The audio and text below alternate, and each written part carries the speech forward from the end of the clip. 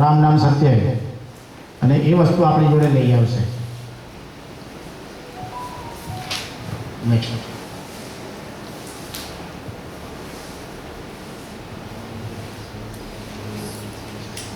ત્રીજો નવા હજી એક છે.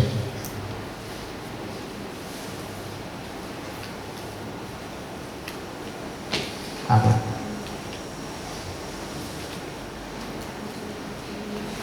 પાછા જરા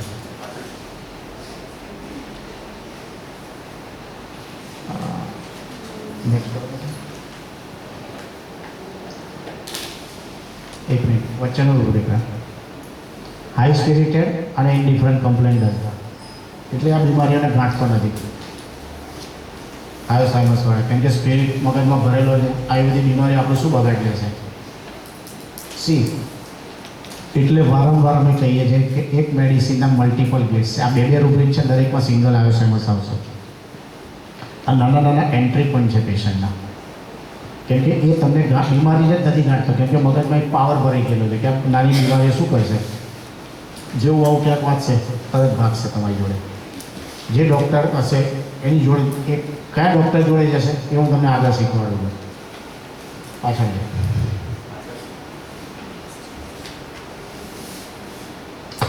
ફાઇટ વોન્ટ્સ ટુ ફાઇટ એટલે લડાઈ, મારામારી નહીં. વોન્ટ્સ ટુ એટલે આની ઈચ્છા છે, હાઈ સ્પિરિટેડ.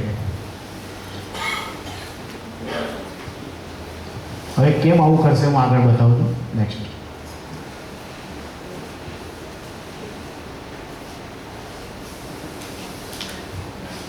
અફેક્ટેશન. આ બધો નેક્સ્ટ સેમિનારની ટિપ્સ છે જે થોડી થોડી વચ્ચે પીરસાઈ જશે.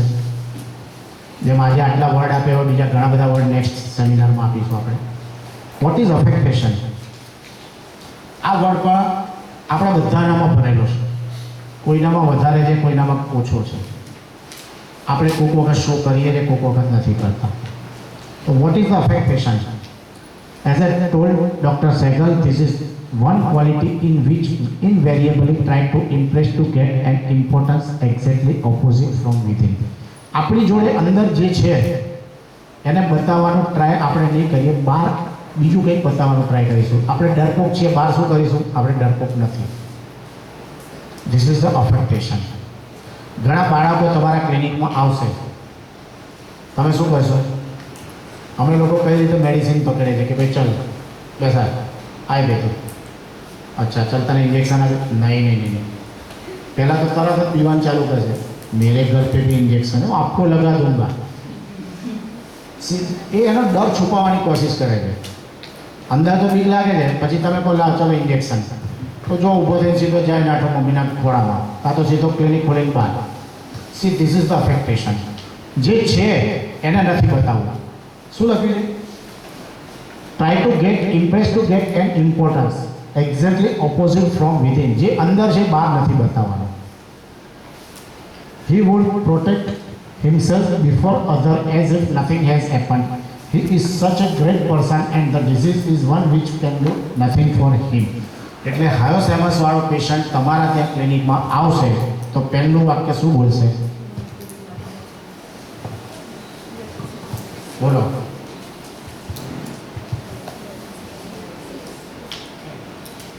આમ તો મને કંઈ જ બીમારી નથી. સ્પિરિટ મગજમાં છે, બોલે છે તમારે ત્યાં. પહેલું વાક્ય હજી હું તમને કહું છું, શું કીધું કે પહેલું વાક્ય first line is very important. તમે આવ્યો સાયન્સ વાળાને પૂછજો એ પહેલું તો ભાઈ તું આવ્યો કેમ? સર આમ તો કોઈ જ, પહેલું વાક્ય એનું એ જ હશે, સર આમ તો કોઈ બીમારી નથી, નાની મોટી બીમારી છે. પછી ચાલુ કરે તો જો એનું અફેક્ટેશન, પછી અંદરથી બધા એક એક પછી એક લેયર બધા ખુલતા જશે. કેમ કે એ પોતાની જાતે શું માને છે? Division well. અને બીજું એની જોડે એક રૂબ્રિક આવે છે, well says he is very six.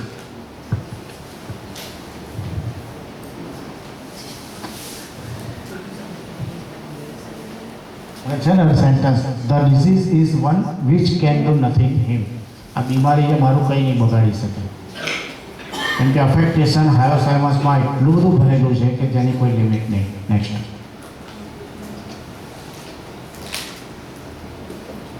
Raj Kapoor.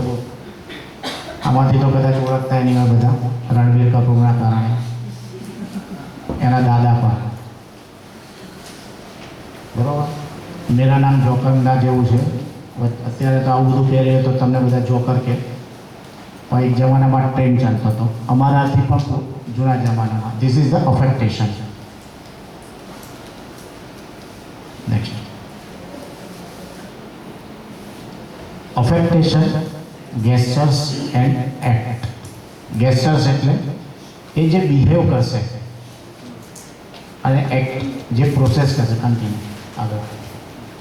The attitude and the way of patient talk very bold and so correct but actually he is not. એ તમારી આગળ એવું પ્રિટેન્ડ કરશે કે જાણે કેટલો બોલ્ડ છે સાહેબ, આ તો બધી બીમારી કાર્ડિયાક, આ તો હાર્ટ, આ તો બધા બ્લોકેજ આયા કરે. તો સૌથી પહેલો ખાનગીમાં જઈને બાયપાસ કરી આવશે, અને એવી જગ્યાએ જઈને કરાવશે કે જ્યાં કોઈ એના રિલેટિવ કે કોઈ એને ઓળખી ના શકે, કે એવી જગ્યાએ જઈને બાયપાસ કરાવશે. ઓળખીતા ત્યાં બાયપાસ નહીં કરાવે જેથી કોઈને ખ્યાલ ના આવે, કેમ કે બહાર એની પોલ ખુલી જાય. બરાબર, તો અફેક્ટેશન ગેસ્ચર્સ એન્ડ એક્ટમાં ફક્ત 3 કે 4 જ મેડિસિન છે, અને એ તમારી જોડે આ જ પ્રોસેસ, આ જ બિહેવ કરશે. એટીટ્યુડ, એનો એટીટ્યુડ, કેમ કે મગજમાં શું છે, સ્પિરિટ ભરેલો છે આ બધી બીમારીઓ.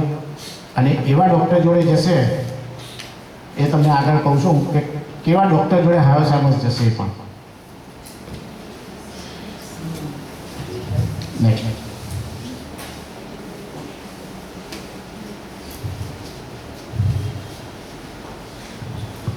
બરાબર,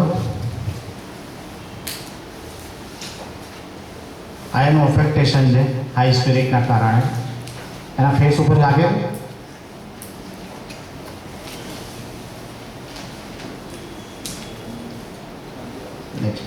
આ હાઈ સ્પિરિટ એટલે એમાં 12 થી 15 મેડિસિન છે. દરેક મેડિસિનની જર્ની અલગ હોય છે.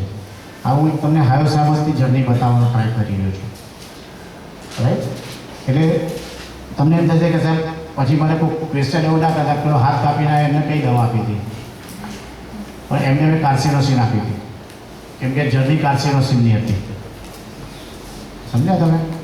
એટલે તમને હું એ સમજાવવા માગું છું કે આ એક હું તમને રૂબ્રિકની લેંગ્વેજ સમજાવું છું, અને હાયોસાયમસ કઈ રીતે બિહેવ કરે છે એ સમજાવું છું. હજી તો એક કેસ છે, આવા આપણી જોડે 3 કેસ છે. Next, fear everything constant. આ એક હાયોસાયમસનું બહુ ઇમ્પોર્ટન્ટ રૂબ્રિક છે. આમાં 5 મેડિસિન જ છે. તો આ લોકો શું કહેશે? He feels like that the problem he is getting one by one are not going to leave him or for whole life, and the treatment for which will also continue for the whole life. આના મગજમાં ડર છે કે સાહેબ, જેમ બકરી કરતા ઊંટ પેઠો, સાહેબ એવું ના થાય, એક પછી એક બીમારીઓ આવતી જ જાય, અને સાહેબ લાઈફ ટાઈમ દવા ખાવાની.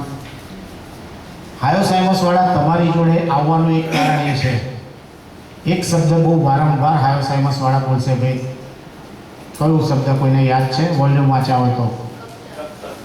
Very good. કબ તક. આ શબ્દ હાયોસાયમસવાળાને એક પેટર્ન કરેલો છે. એ હાયોસાયમસની મેડિસિન માટે છે. કબ તક, જબ તક જાન હૈ તબ તક. એટલે એના મગજમાં એવું છે કે મારે લાઈફ ટાઈમ દવા ખાવી નથી. એટલે થાઇરોઇડવાળા પેશન્ટમાં આ રૂબ્રિક બહુ ઇમ્પોર્ટન્સ છે. તમે એને પૂછો કે સાહેબ લાઈફ ટાઈમ દવા ખાવાની તૈયારી નથી, એટલે હાયોસાયમસવાળા તમારી જોડે આવશે અને તમને પૂછશે, સાહેબ ક્યાં, તમે પૂછો કેમ અમારી જોડે આવ્યા, સાહેબ ક્યાં સુધી દવા ખાવાની? મારે કોઈ લાઈફ ટાઈમ દવા ખાવાની તૈયારી નથી. કેટલું વાક્ય ઇઝી બોલે છે, અને આપણે પછી એને 2 કલાક બેસે ના બોલ ભાઈ, તો તને ગુસ્સો આવે છે? ગુસ્સો તો કોને ના આવે? આમાંથી કોઈ છે ને જેને ગુસ્સો ના આવે? આપણે જે પૂછીએ છીએ એ એની પર્સનાલિટી પૂછીએ છીએ. આપણે શું પૂછવાનું છે, હેનીમેન શું કહી ગયા છે કે ડ્યુરિંગ સિકનેસ શું પેશન્ટ કરે છે એ પૂછો. તો આપણે બધા એને હોમિયોપેથીને મોડિફાઈ કરી નાખ્યું અને પછી આપણે કહીએ કે કેસ ફેલ જાય છે. We are failure because this reason.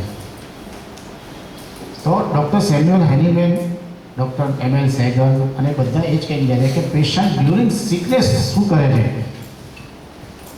એ જ પૂછવાનું છે, બીજું કંઈ નહીં. पेशेंट साझा से कोई बीमारी नहीं है तो हम कैसे सर कब तक तुम्हारे पास आने का, आपसे 1 रुपया તમને एक्स्ट्रा आपसे नहीं जरूरत नहीं हमें तो. એટલે હાઈવે સાહેબ વાળા પહેલું સેન્ટેન્સ શું બોલશે તમારે ત્યાં આવશે તો આમ તો કોઈ બીમારી છે જ નહીં. આ વાક્ય લખી રાખજો, કાલથી ઓબ્ઝર્વ કરજો. જે લોકો પ્રેક્ટિશનર છે અને સ્ટુડન્ટ છે લખી રાખે 5 વર્ષ પછી જ્યારે તમારો નંબર લાગે ત્યારથી ચાલુ કરજો. અથવા આજુબાજુમાં બધા પેશન્ટ જોડે પૂછજો, ખાલી ડિસ્કસ કરજો. અને કબ તક વોલ્યુમ એમ.એલ. સેગલનો મોસ્ટ ઇમ્પોર્ટન્સ જે આપણે કહીએ ને નેકલેસ છે, ડાયમંડનો સેટ છે, જે લેડીઝનો ફેવરિટ હોય પણ સેગલના બધા ફોલોઅર્સો એ ફેવરિટ હોવો જોઈએ. એક ગળાની માળા છે, મણકાની માળા છે, એ વાંચ્યા વગર લાઈફ અધૂરી છે. અને વારંવાર અમે લોકો અમારી જે પાઠશાળા છે, હવે આજે પણ જ્યારે પણ અમારું ગેધરિંગ હોય ત્યારે અમે વોલ્યુમ જ વાંચીએ છીએ. 1 વાર 2 વાર 3 વાર 4 વાર દરેક વખતે નવું વાંચ શીખવા મળશે અંદર. એટલું બધું માસ્ટર્સ આપીને ગયેલા છે. Right. Next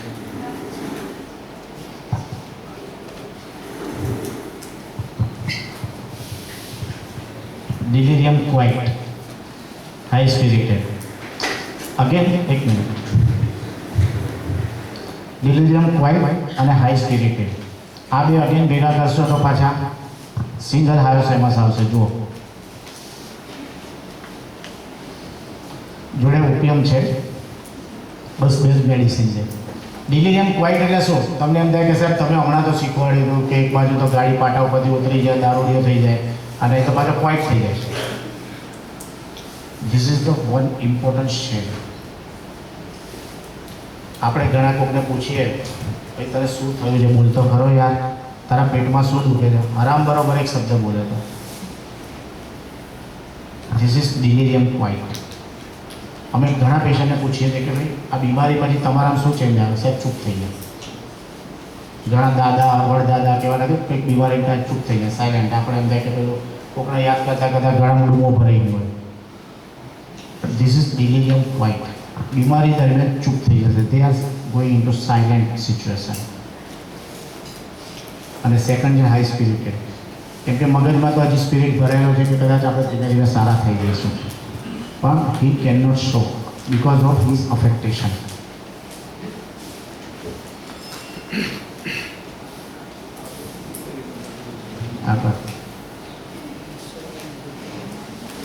ગેસ્ટર્સ makes grouping as if in dark. 6 medicine છે, 6 મેડિસિનની જર્ની.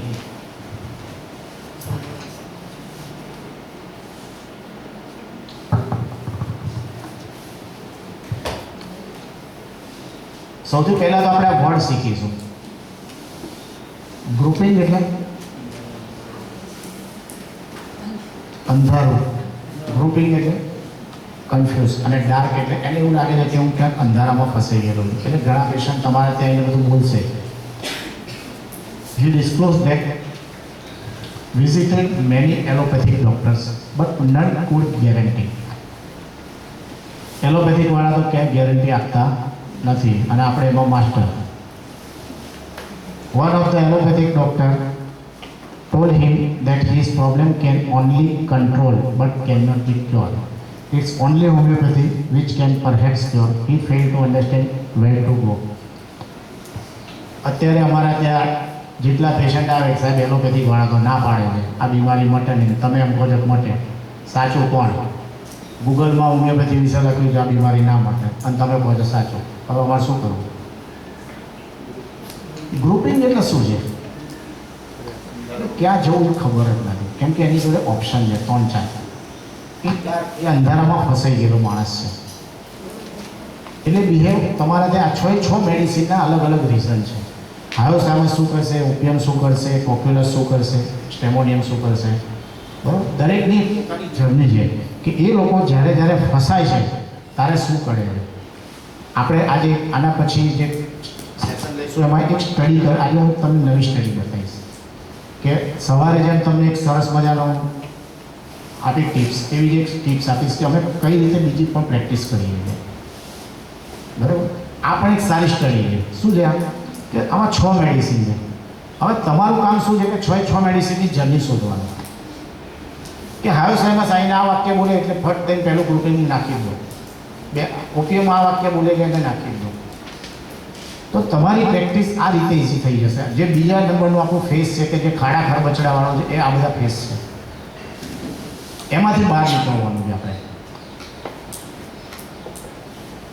કેમ કે આ બધા ગૂગલ હાયોસાયમસવાળા તો મોસ્ટ ઇમ્પોર્ટન્ટ ગૂગલ શોધે, બધા 10 ડૉક્ટરોને મળી આવશે, કોઈ ગેરંટી આપે નહીં.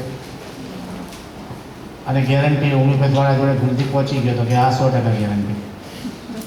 એટલે બીજા લોકો કન્ફ્યુઝ કે પહેલાં એક બાજુ 100% આ માણસ છે અને પાછા આપણા બે હોમિયોપેથ છે એ પાછા ગેરંટી આપે, સફેદ ડાઘ કોઈ હોમિયોપેથ નહીં મટાડી આપે, જાઓ મારી ગેરંટી.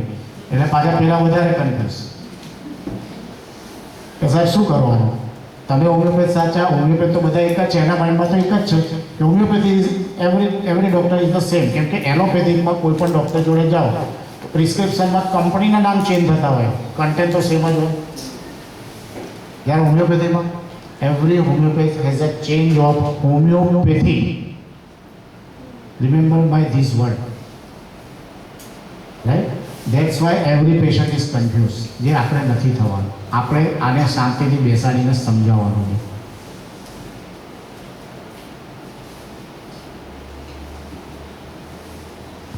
નેક્સ્ટ વિચારો ફસાઈ જાય છે. સીસ એટલે નેક્સ્ટ રાઈટ. આમાં 3 મેડિસિન છે. સી છે આમાં આપણે મૂકી દો, આના પછીની સ્લાઇડ પર.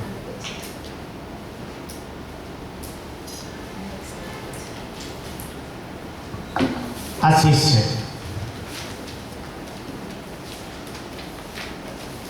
3 મેડિસિન છે, કેન્થારિસ, हायोसाइमस और फॉस्फोरस.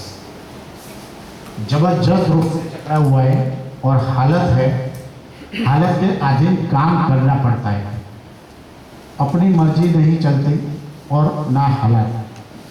इन हालत के निकलने का कोई रास्ता ही नजर नहीं आता है. अब सी जगह समझो कि હું અહીંયા ઊભો રહી ગયો, ફસાઈ ગયો. અહીંથી હું એક સ્ટેપ પણ આગળ મૂકી નથી શકતો, એક સ્ટેપ પાછળ પણ નથી મૂકી શકતો. This is seas, right.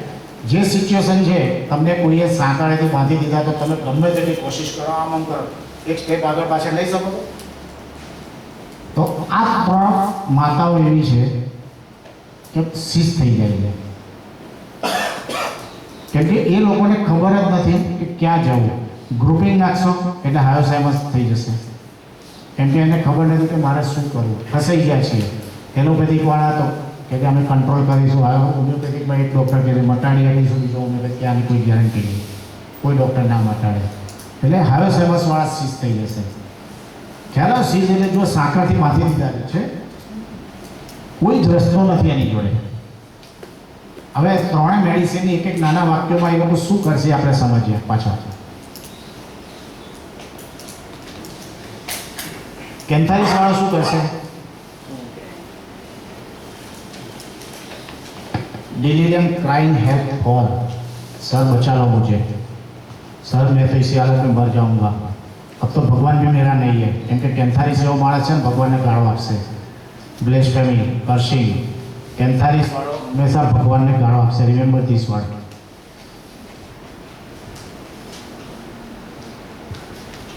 તો એ તમારી જોડે મદદ માગશે, ક્રાઇંગ ફોર હેલ્પ. અને डिल्यूजन बीइंग इंजर्ड. कैंथारिस इन हालात में अपने आप को कंफर्टेबल नहीं पा रहा है, इसलिए इसमें से बाहर आने के लिए दूसरे लोगों से हेल्प के लिए चाहता है. અને એની જોડે ડિલિરિયમ ક્રાઇમ ફોર્મમાં હેલ્પમાં બીજી મેડિસિન છે સ્ટ્રેમોનિયમ. બરાબર. એ બંને પેશન્ટ એવા છે કે જ્યારે તકલીફ પડે ત્યારે સ્ટેમોનિયમ ભગવાનને ગાળો નહીં આપે અને કેન્થારીસ ભગવાનને ગાળો આપશે. કેમ કે સ્ટેમોનિયમ તો એમ છે કે આપણે ભગવાન જોડે ડાયરેક્ટ કનેક્શન છે, અથવા જે છીએ આપણે ભગવાનના આશીર્વાદથી છીએ. બીમારી આવી તો પણ ભગવાનના આશીર્વાદથી, જે છે બધું ભગવાનના કારણે. તો એમાં એને કોઈ ફરક નહીં પડે. જ્યારે કેન્થારીસ એક મદદ માગશે.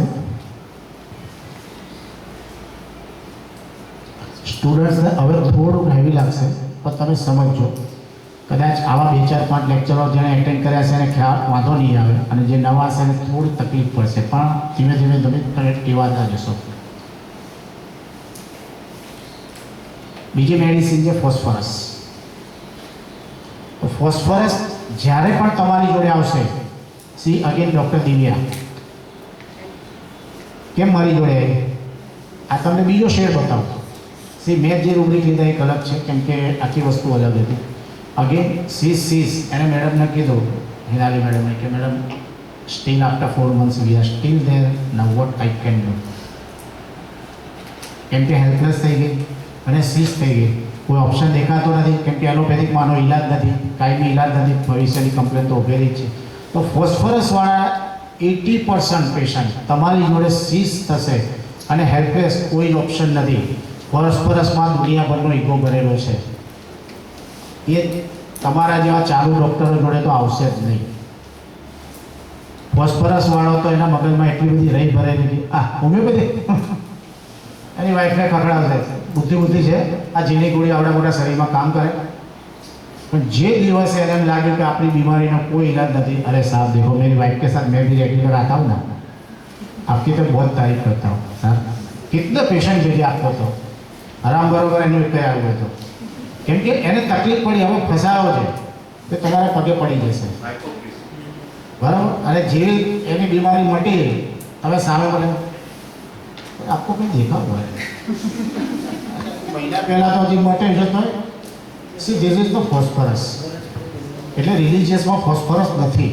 આ બધા રૂબ્રિક તમને ખ્યાલ નહીં. એટલે કેમ કે એને કોઈ ભગવાન છે જ નહીં, જે એને એનું કામ કાઢી આપે એનો ભગવાન છે, સમજ્યા? તો ફોસ્ફરસવાળો તમારી જોડે જ્યાં સુધી સીઝ અને હેલ્પલેસ નહીં જાય ત્યાં સુધી તમારી જોડે નહીં આવે. ચાહે નાનું બાળક હોય, ચાહે મોટો હોય, ચાહે એની પર્સન,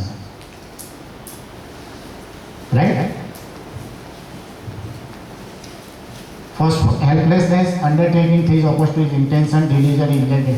पेशेंट अपनी हालत के सामने हेल्पलेस हो जाता है और फिर उस हालत को स्वीकार करके अपनी मर्जी के खिलाफ चला जाता है. बाकी इच्छा तो छे જ નહીં હોમિયોપેથ જોડે જવાની, ઝીણી ગોળીઓ ખાવાની. તો મજબૂર થશે, લાચાર થશે, એને એમ થશે કે જો આમ નામ ચાલ્યું તો છેલ્લે પરમાત્માની જોડે, એના કરતાં કે જાઓ હવે હોમિયોપેથીના પગે પડી જાઓ, બરાબર. એટલે આપણા નિખિલભાઈ સુરત છે ને ઘણી વખત કે કોઠારી કે મારા ત્યાં અમુક પેશન્ટ ગાડીમાં બેસી રહે, કેમ કે એમનું જૂનું ક્લિનિક હતું ને કાદવ કીચડમાં હતું, એટલે કે પેશન્ટ જ ના આવે. આ તમને એક હિન્ટ આપું છું કઈ રીતે પ્રેક્ટિસ કરાય એની. તે ફોન મને કરે કે આ મારી વાઈફ આવીને દવા આપી દો, તો પેશન્ટ તમે જો તમે કેમ નથી આવે? સર તમારે કાદવ કીચડ છે. તમને કંઈ વિચારવાનું રહેશે, પછી કહી દે કે આવું હશે તમે આવશો તો જ મળશે. સાહેબ આવવું જ પડશે, બીજો કોઈ રસ્તો નથી. મજબૂર કરીને એને બોલાવશે અને અગેન ફોસ્ફરસ જ આપે, કેમ કે પેલાનો ઓપ્શન નથી. દવા જો નહીં આવો તો નહીં મળે, તો એ પોતાનો ઈગો છોડીને ત્યાં તમારી જોડે આવશે. બાકી ફોસ્ફરસવાળા હોમિયોપેથવાળાને તો ગાંઠશે જ નહીં. પણ જ્યારે સીસ અને હેલ્પલેસ થશે ને એટલે આવી જશે તમારી જોડે, બરાબર. નેક્સ્ટ.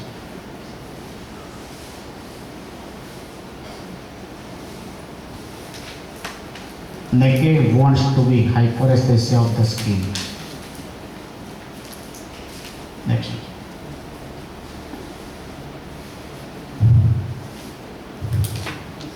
અતિ સંવેદન સ્કીન. હવે આને આપણે મેન્ટલમાં ક્યાં લઈશું? આ તો ફિઝિકલ રોગી થયું, પણ મૂકી દે મેન્ટલમાં. See this is the mastery of our genius. આપણા માસ્ટરોની જીનિયસને જુઓ. ક્યાં મૂકીશું આને મેન્ટલમાં? કહેશે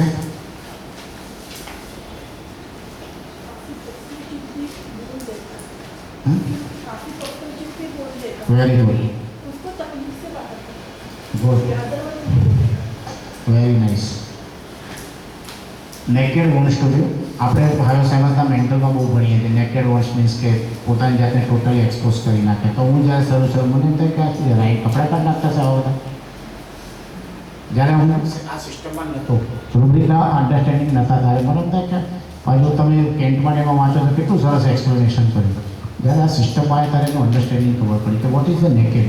નેકેડ મીન્સ મેડમને જો સમજાયા બહુ અચ્છી વાત કે પોતાની બધી જ જે વસ્તુઓ સિક્રેટ રાખવા જેવી છે એ પણ તમારી આગળ એક્સપોઝ કરી નાખશે.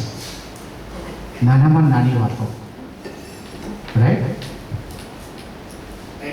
વેરી સેન્સિટિવ, કે જે વસ્તુઓ કોઈને કહી ના શકાય એ પણ તમારી આગળ આપણે નથી કહેતા દાણા વેરી નાખ્યા. નેક્સ્ટ,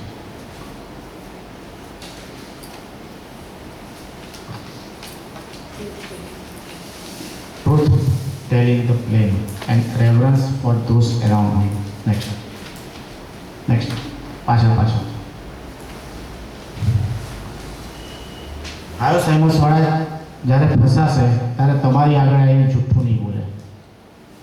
સાહેબ, પોલીસ અને ડૉક્ટર આગળ છે ને ક્યારેય જૂઠું નહીં બોલવું. અરે વકીલ અને ડૉક્ટર આગળ તો સાહેબ સાચો ન્યાય અને સાચી દવા મળે. બોલે છે પેશન્ટ? તમે લોકો કેટલી વખત બોલ્યા આવું કહો? અને છતાં આપણે આ રૂબ્રિકને ક્યારેય વિચારતા નથી. કેટલા લોકો બોલે છે આવું? અને તમારે ત્યાં આવનાર કેટલા પેશન્ટ બોલે છે? પણ આપણે શું માનીએ કે ભાઈ આ તો આને સારી દવા લેવી છે એટલે આપણી જોડે મસ્કા મારે છે. પણ કંઈક તમને નાના નાના ગેટ છે કે તમે સીધું પેશન્ટ બોલે દવા સીધા એના એક ગ્રુપ સુધી પહોંચી જશો. એક કોમ્બિનેશન નિયરેસ્ટ ટુ સિમિલિયમ પહોંચી જશો. શું છે? રેફરન્સ આવીને તમારા પગે પડશે. સાહેબ, તમે તો કેટલા મોટા ડૉક્ટર છો, કેટલા છો. હાયો સાયમસનું રેફરન્સ શું છે? એ ક્યારે કોઈ ડૉક્ટરની અગેન્સ્ટમાં નહીં બોલે. He never criticise to any doctor. આ બહુ માઇન્ડમાં રાખીને ચાલજો. પણ ઇનડાયરેક્ટલી બોલશે, ડાયરેક્ટલી નહીં બોલે. તમને થશે કે ઇનડાયરેક્ટલી એટલે કઈ રીતે? સાહેબ, આમ તો છે ને આ એલોપેથી કોણે મને બરોબર ચીરી નાખ્યો છે. મને ખ્યાલ છે આમ તો તમે તો એવા નથી, એટલે તમને રેફરન્સ આપી દીધો અને તમને કમ્પેરે કરી લીધી અને તમને સારું લગાડી દીધું. સાહેબ, આમ તો તમે એવા નથી જ. આ વસ્તુ માઇન્ડમાં રાખજો. વાક્ય બધા જ હાયો સાયમસવાળા બોલશે. જે લોકો હોસ્પિટલના ચક્કરમાંથી ફરીને આવેલા છે અથવા એલોપેથિકના ત્યાંથી કપાઈને આવેલા છે, બરાબર, એક તરફ તમને રેફરન્સ રિસ્પેક્ટ આપે છે અને બીજી તરફ તમને બીજા એલોપેથિકવાળા ડૉક્ટરને ક્રિટિસાઇઝ પણ કરે છે. પણ એ બીજાને કેમ એના અગેન્સ્ટમાં એટલું બધું નહીં બોલે કે તમારી જોડે પણ સંબંધ એટલે નહીં બગાડે કે કાલ ઉઠીને ફરીથી તમારું કામ પડે તો. આ હાયો સાયમસનું રેફરન્સ છે. બહુ માઇન્ડમાં ક્લિયર રાખીને ચાલજો. બરાબર? Truth telling the plane and reference four those around him. Delusion calls someone called next. Call absent person. વિચાર કરો, હાયો સાયમસ વાળા તમને એમ થશે કે એબસન્ટ પર્સન એટલે કોણ?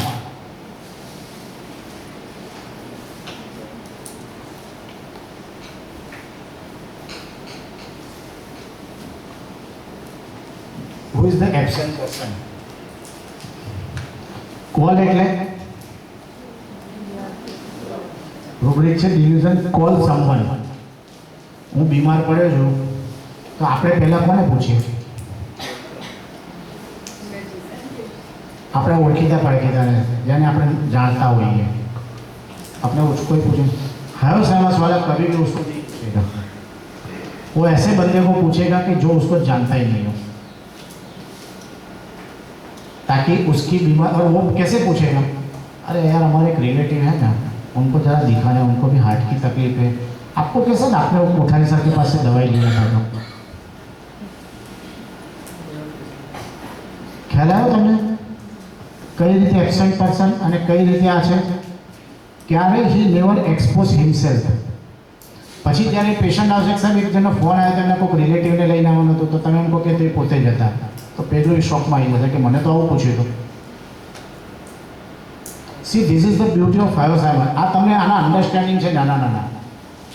હું તમને જે આપવા જઈ રહ્યો છું એ પ્રેક્ટિસમાં રોજે રોજ તમારું કામમાં આવે એવી વસ્તુ વધે. તો કોલ સમવન કોલ્સ, એવી વ્યક્તિને કોલ કરશે કે જે તમારી અનનોન હોય, જે એના રિલેટિવ તો હોય જ નહીં, એ લોકો છે આ બધા. નેક્સ્ટ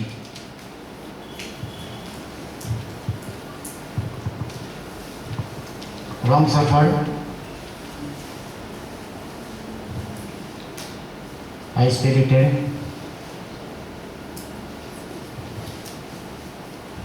પાર્ટ 1 અહીંયા આપણે ફિનિશ થાય છે. આ કેસ આ બધા જ રૂબ્રિકને કનેક્ટેડ કરતો હતો. તમને એમ થશે કે સાહેબ એ તો 5 મિનિટ હિસ્ટ્રી આપી હતી, ટોટલ તો 4.5 મિનિટ. તો બધા રૂબ્રિક કઈ રીતે કનેક્ટ કરતો હતો. તમે જ્યારે આખો કેસ શાંતિથી ઇવેલ્યુએશન કરશો ને, આ બધા જ રૂબ્રિક એની અંદર હતા. અને this is the beauty of homeopathy. Patient 3 મિનિટની પણ હિસ્ટ્રી આપે છે ને, પણ એની પાછળ મેં તમને કીધું ને ઘણું બધું અંદર હોય છે. 3 મિનિટમાં 30 રૂબ્રિક હોય છે, પણ જસ્ટ અન્ડરસ્ટેન્ડિંગ ઓફ અવર. બરાબર. કોઈને કોઈ ક્વેશ્ચન હોય તો કહો. તો આપણે ફટાફટ લંચ બ્રેક કરીએ અને 2 વાગે ફરીથી પાછા મળીએ.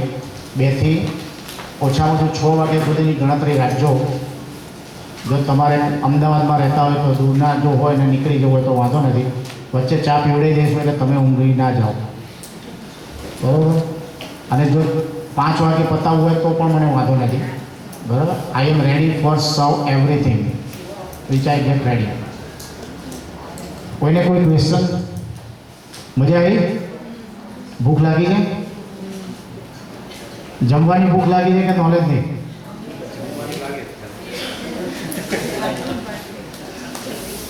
તો આપણે અહીંયા લંચ બ્રેક કરીએ છીએ. એક્ઝેક્ટ 1:15 વાગે છે. 2 વાગે again V start the another session. ઠીક છે? ચલો, થેન્ક યુ.